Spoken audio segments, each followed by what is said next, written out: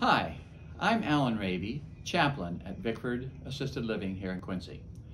Today I'd like to talk to you about men's mental health as we all try to age gracefully.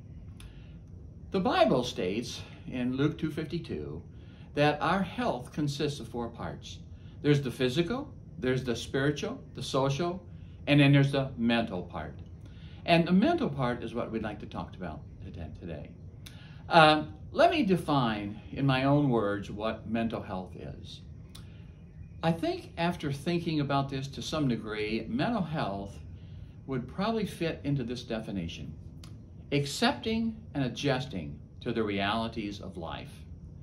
Now, when we accept the realities of life, all the change that comes with it, and we adjust to them, that's good mental health. So we'll keep that definition: accepting and adjusting to the realities of life, as what we're talking about today. Now, there's one other thing I wanted to talk about too, and that is gracefully accepting this thing called aging. Gracefully accepting this thing called aging. What does gracefully mean? Men are not normally noted to be graceful, and it does have to do with the fact that in our form, in our composition, in our movement and expression, Webster says that we should be flowing. We should be flowing. And men, we learn how to do that.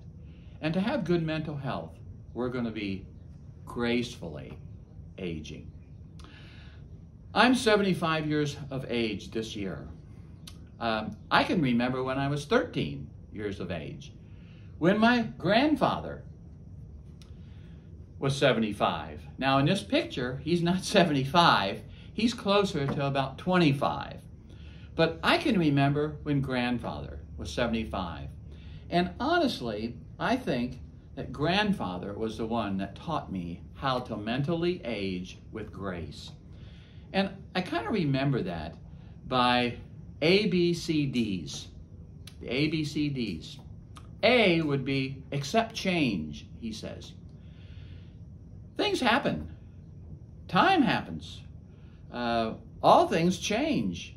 So I should accept it. But grandfather taught me not only to accept it, but to accept it with a sense of humor. Laugh at things that are taking place around us.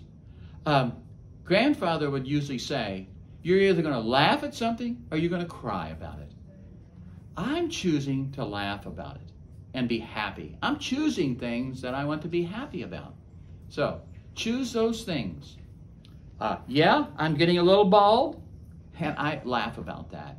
My faces are starting to wrinkle a little. I'm starting to laugh about that. I can't fix my computer. Yeah, I laugh about that too. In fact, many experiences that I have, I'm starting to say, it's not worth crying about. Let's just laugh about it. Mark Twain tells it this way. He says, when I was 14, I couldn't believe how stupid my dad was. But at age 21, I was astonished how much the old man had learned in those 7 years. As we change, we do change, and we need to change positively. So first thing, accept change.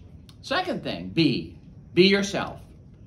Take yourself with a grain of salt. Forgive those that are around you. Forgive yourself when you do something wrong. Love those that are around us, and love others. I'm starting to enjoy having a big stomach.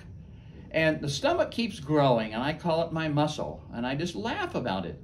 And it's a beautiful thing to me. I was on a golf course the other day, and I hit a ball, and it whacks way over to the right there, and actually almost hit somebody on another course. And I laughed about that.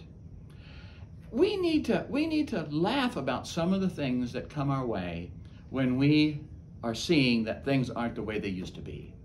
So, accept change, be yourself. But the third thing is C, care for others. Placing focus on others lightens my aches and my pains. Keeping us from being selfish and greedy. No one likes their problems. I'll agree to that. My dad had a problem when he was aging.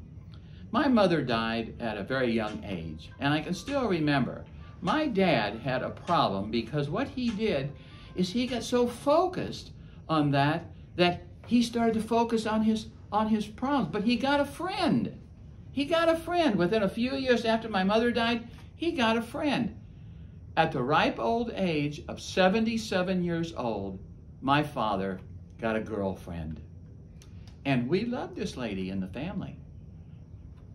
Get a good friend. Care for others. So, accept change, be yourself, care for others, and then the last one is determine a focus. Determine what you do well. Have a purpose in life. This gives confidence and meaning. We all need to be significant. I remember Edith in one of our assisted living facilities.